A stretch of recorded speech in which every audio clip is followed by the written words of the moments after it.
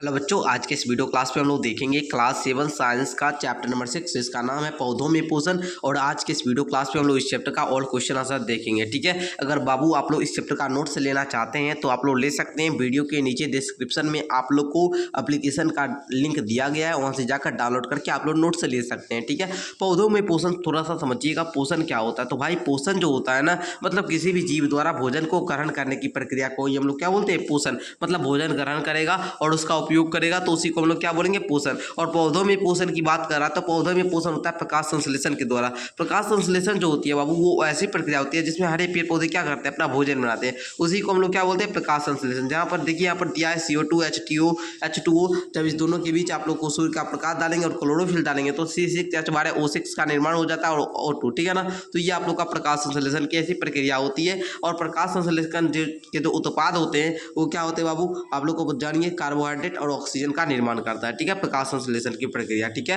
तो ये बात आप लोग सब कुछ समझ चुके हैं। ठीक है, अच्छा, अगर आप लोग को हम बात करें कि पोषण कितने प्रकार के होते हैं, तो देखिए पोषण होते हैं 2 प्रकार के। आप लोग ध्यान देंगे थोड़ा सा, स्वपोषण, परपोषण। ठीक है ना, चलिए वो सब आप लोग समझ रहे होंगे। अच्छा, एक बात मैं आप लोग को बताना चाहूँगा, यहाँ पर जितना भी इंपॉर्टेंट पॉइंट है ये सारे पॉइंट को आप लोग याद कर लेंगे। ठीक है, चलिए तो अब हम लोग क्वेश्चन आंसर करना शुरू करते हैं। ठीक है, चलिए जी देखेंगे, यहाँ पर आप लोग का व्यास का प्रश्न यहाँ से शुरू होता है। फर्स्ट क्वेश्चन कह रहा है, हरे पौधे जो अपना भोजन स्वयं बनाते हैं कहलाते हैं। देखिए, हरा पौधा जो होता है वो अपना भोजन स्वयं ही बनाता है। और जो भी तो जीव हो या पौधा हो अपना भोजन स्वयं बनाएगा उसको हम लोग स्वपोषी बोलेंगे। ठीक है, वो जीव को क्या बोलेंगे? स्वपोषी। अब प्रक्रिया कौन सी होगी? स्वपोषण। ठीक है, प्रक्रिया कौन सी होगी? स्वपोषण। और जो जीव स्वपोषण की प्रक्रिया करेंगे उसको क्या बोलेंगे? जीव को स्वपोषी जीव बोलेंगे। कौन सा जीव? स्वपोषी जीव। ठीक है, अगर वही बात करें कि दूसरे पर निर्भर करता तो हम लोग परपोषण बोलते हैं। जैसे मानव क्या होता है कि दूसरे पर निर्भर करता है, तो मानव को क्या बोलेंगे? परपोषी। ठीक है, मानव को क्या बोलेंगे? परपोषी। अब प्रक्रिया मानव कौन सा करता है? परपोषण का। ठीक है, चलिए नेक्स्ट देखेंगे, अमरबेल उदाहरण है बाबू। अमरबेल उदाहरण है, किसका उदाहरण है? तो विषमपोषी का। मतलब अमरबेल जो होता है किसी दूसरे जीव में सटकर या चिपकर भोजन ग्रहण करता है। ठीक है, उसी को हम लोग क्या बोलते हैं? विषमपोषी बोलते हैं। आगे कहता है पौधे का रसोई घर है, तो पौधे का रसोई घर बाबू पत्ती होता है। कौन सा होता है जी? पत्ती होता है। नेक्स्ट है कीट भक्षी पौधा। कीट भक्षी पौधा घटपर्णी होती है। आप लोग देखे होंगे घटपर्णी का पौधा, नहीं देखे तो थोड़ा सा हम दिखा देते हैं आप लोग को। देखिए, ये आप लोग के बुक में ही दिया गया है, यही पौधा आप लोग का घटपर्णी का पौधा होता है। और ऐसे पौधे क्या होते हैं? कीट भक्षी पौधा भी कहलाते हैं। यहाँ पर दिया गया है, आप लोग बुक पढ़ेंगे तो आप लोग खुद ही ऑब्जेक्टिव को डील कर सकते हैं। थोड़ा सा सब्जेक्टिव में भाषा बनाने में बच्चे को दिक्कत होती है, जिसके कारण हम लोग बच्चे को ये वीडियो क्लास प्रोवाइड करवाते हैं। ठीक है, चलिए दूसरा क्वेश्चन देखेंगे, निम्न कथनों में सत्य और असत्य कथनों का चयन कीजिए। देखिए, फर्स्ट क्वेश्चन कह रहा है प्रकाश संश्लेषण में सौर ऊर्जा का रासायनिक ऊर्जा में रूपांतरण होता है। देखिए, प्रकाश संश्लेषण जो होता है उसमें सौर ऊर्जा क्या होती है? रासायनिक ऊर्जा में रूपांतरण होता है। ये बात बिल्कुल सही है। ठीक है, दूसरा देखिए, जड़ कार्बन डाइऑक्साइड के ग्रहण करने में मदद करता है। देखिए बाबू, आप लोग का क्या होगा इसमें?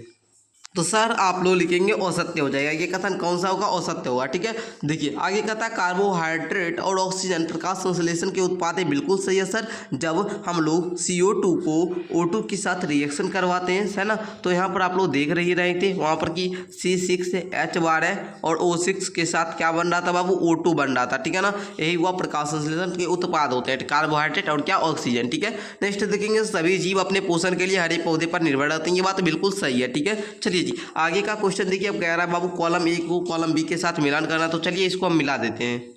आइए साहब मिलान करते हैं हम लोग। देखिए, नाइट्रोजन को बाबू मिलाना है आप लोग को 5वां नंबर जीवाणु में। रंध्र जो है बाबू, देखिए रंध्र को मिलाना है आप लोगों को किसमें? पत्ती में पाई जाती है। क्लोरोफिल कार्बन डाइऑक्साइड में। मशरूम जंतु जो होते हैं ये कौन से पोषण होते हैं जंतु में? आप लोग बताएंगे। और जो मशरूम होते हैं इसमें मृतजीवी। इस प्रकार बाबू आप लोग को मिलान कर लेना है। ओके, चलिए देखिएगा, तो यहाँ पर हम सामने सामने लिख भी दिए हैं। देखिए, नाइट्रोजन के सामने जीवाणु है, रंध्र के सामने पत्ती है, क्लोरोफिल के सामने कार्बन डाइऑक्साइड है, मशरूम के सामने मृतजीवी और जंतु के सामने है विषमपोषी। तो इस प्रकार बाबू आप लोग को मिलान कर लेना होगा। आगे की क्वेश्चन की बात करें तो कहता है निम्न कथनों के लिए एक शब्द बताएं। मतलब आप लोग का जो प्रश्न है इस प्रश्नों के उत्तर एक शब्द में देना है। कहता है क्वेश्चन आप लोग का, पत्तियों में पाया जाने वाला हरा वर्णक जो होता है उसको हम लोग पर्णरहित बोलते हैं। क्या बोलते हैं? पर्णरहित, या फिर कहे तो क्लोरो, है ना, क्लोरोफिल। दूसरा देखिए कहता है जो अपने पोषण के लिए दूसरे पौधों पर एवं जीवों पर निर्भर करते हैं उसको हम लोग क्या बोलते हैं? देखिए, जो भी दूसरा जीव पर निर्भर रहेगा उसको हम लोग विषमपोषी बोलेंगे। और ये जीव जो प्रक्रिया करते हैं उसको हम लोग विषम पोषण, है ना जी। देखिए, तो चलिए परपोषण है ना, विषम पोषण कहिए या फिर आप लोग सिंपल सा परपोषण बोल दीजिए। क्या बोलिए? परपोषण। क्या बोलिए जी? परपोषण है ना। तीसरा देखेंगे, कहता है ऐसा संबंध जिस दो जीव आपस में एक दूसरे से सहयोग करते हैं उसको हम लोग सहजीवी संबंध बोलते हैं। जिसमें दो जीव जो होगा आपस में एक दूसरे को सहयोग करेगा उसको हम लोग सहजीवी संबंध बोलेंगे। आगे का क्वेश्चन नंबर 5 कह रहा है जीवों में पोषण की आवश्यकता क्यों होती है? लिखेंगे जीवों में पोषण की आवश्यकता इसलिए होती है क्योंकि शरीर की सभी गतिविधियों के लिए ऊर्जा की आवश्यकता होती है। पोषक तत्व न केवल शरीर की वृद्धि और विकास के लिए आवश्यक होते हैं बल्कि क्षतिग्रस्त कोशिकाओं और ऊतकों के नवीकरणीय और मरम्मत के लिए भी महत्वपूर्ण होते हैं। ठीक है, शरीर के विभिन्न अंगों और तंत्रिकाओं के ठीक से कार्य करने के लिए पोषण की अत्यावश्यक है। ठीक है ना, अधिक आवश्यक है। ठीक है, तो इस प्रकार बाबू आप लोग लिख लेंगे कि जीवों में पोषण की आवश्यकता क्यों होती है। नेक्स्ट देखेंगे, कहता है हरे पौधे में खाद्य संश्लेषण है ना प्रक्रिया का वर्णन करेंगे। ठीक है, तो लिख लेंगे आप लोग हरे पौधे में खाद्य संश्लेषण उस प्रक्रिया को कहते हैं जिसमें पत्तियों में हरित लवक द्वारा सूर्य के प्रकाश की उपस्थिति में जल और कार्बन डाइऑक्साइड मिलकर ग्लूकोज बनाया जाता है। ग्लूकोज मतलब क्या? C6H12O6 इसका क्या रासायनिक सूत्र होता है। ठीक है, इस प्रक्रिया में ऑक्सीजन गैस भी निकलती है। यह ग्लूकोज पौधों की अन्य भागों में पहुंचकर संश्लेषित भोजन बनाती है। ठीक है ना, इस प्रकार हरे पौधे क्या करते हैं? अपना भोजन स्वयं बनाते हैं। आप लोग जान रहे हैं कितना शॉर्ट में हम आप लोग कौन सा दे रहे हैं और बिल्कुल सटीक है। अगर आप लोग ऐसा एग्जाम में लिखते हैं तो आप लोग को जो टीचर होंगे जो कॉपी चेक करेंगे वो बहुत ज़्यादा खुश हो जाएंगे। आगे देखिए, कहता है प्रश्न नंबर 7 कैसे प्रदर्शित करेंगे कि प्रकाश संश्लेषण के लिए सूर्य का प्रकाश अनिवार्य है।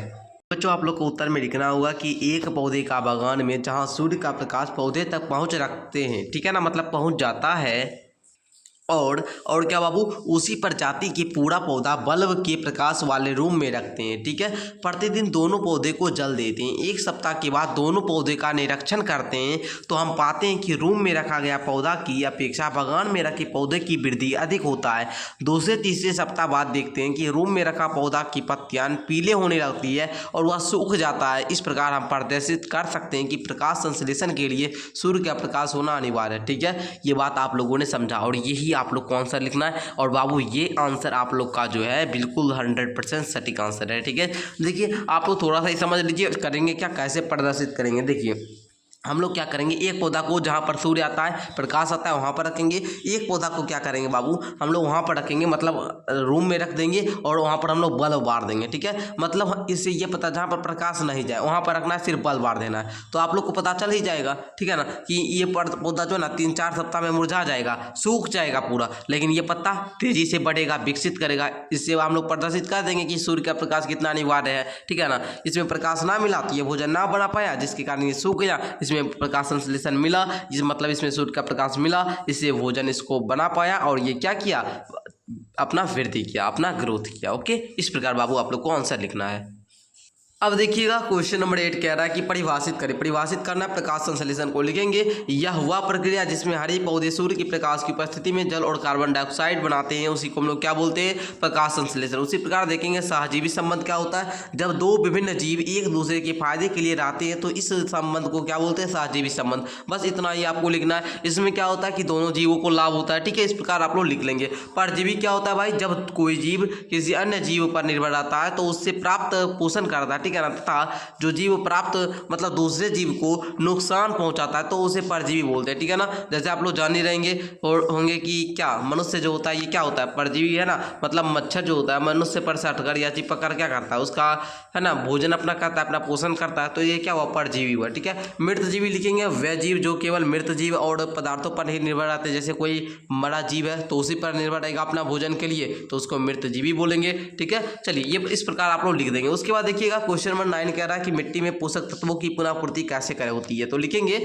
मिट्टी में पोषक तत्वों की पुनःपूर्ति कई शर्तों और प्रक्रियाओं से होती है, जैसे में जैविक अपशिष्ट के द्वारा। देखिए पौधे के सूखे पत्ते जो होते हैं, शाखाएं जो होती है और मृत जीव के अवशेष है ना मिट्टी में सरकर ह्यूमस बनाते हैं जो मिट्टी को पोषक तत्व प्रदान करता है। अपघटक जो होता है कवक, बैक्टीरिया आदि सूक्ष्म जीव, ये अवशेषों का अपघटन करता है। ठीक है ना, और पोषक तत्वों को मिट्टी में मिला देता है। खाद उर्वरक क्या करता है कि किसान द्वारा खाद, कंपोस्ट, उर्वरक आदि डालने से मिट्टी पोषक तत्वों जैसे नाइट्रोजन, फास्फोरस, पोटेशियम आदि में समृद्ध होती है। ठीक है, उसके बाद देखेंगे बाबू कह रहा है वायुजीवी बैक्टीरिया तो कुछ वायुजीवी बैक्टीरिया जैसे राइजोबियम नाइट्रोजन स्थिरीकरण की प्रक्रिया द्वारा मिट्टी के नाइट्रोजन जोड़ते हैं। वर्षा देखिए, वर्षा के पानी में नाइट्रोजन, फॉस्फोरस और अन्य लवण होते हैं जो मिट्टी में मिले जाते हैं। ठीक है, तो बाबू इस प्रकार आप लोग को लिख देना है। ठीक है, कहीं कोई दिक्कत नहीं है। आगे देखिएगा, क्वेश्चन नंबर 10 कह रहा है कि कारण बताइए। कारण बताना है। लाइकेन में कवक और शैवाल के बीच परस्पर लाभप्रद एवं सहयोगी संबंध होता है। तो लिखेंगे आप लोग कि लाइकेन में कवक और शैवाल के बीच परस्पर लाभप्रद संबंध होता है, क्योंकि कवक शैवाल से बने कार्बोहाइड्रेट का उपयोग करता है और शैवाल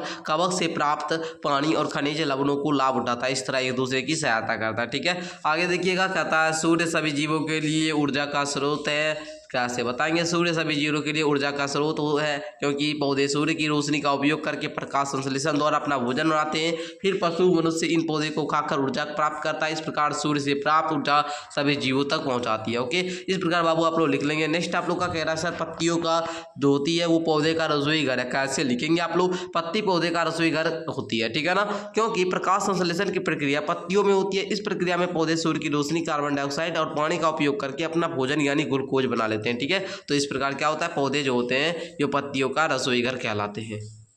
तो बच्चों, हमको लग रहा है कि इस प्रकार आप लोगों ने हर एक क्वेश्चन को अच्छे तरीक़ा से कंप्लीट कर लिया। मैं आशा करता हूं कि आपको ये वीडियो काफ़ी अच्छी लगी हो। अगर आप लोग पीछे का चैप्टर आप लोग का छूटा हुआ है तो आप लोग जाइए, जल्दी से कंप्लीट कर सकते हैं। ठीक है, अगर आप लोग चैप्टर नंबर 1 से लेकर चैप्टर नंबर आगे का जो वीडियो है अगर उसको नहीं देखें पूरा, तो आप लोग चैप्टर नंबर 1 से लेकर जो चैप्टर नंबर 5 है इसका वीडियो आराम से देख सकते हैं। कहीं कोई दिक्कत नहीं है। ठीक है, मिलते हैं नेक्स्ट वीडियो के साथ, तब तक के लिए धन्यवाद। ओके बाबू, चलिए।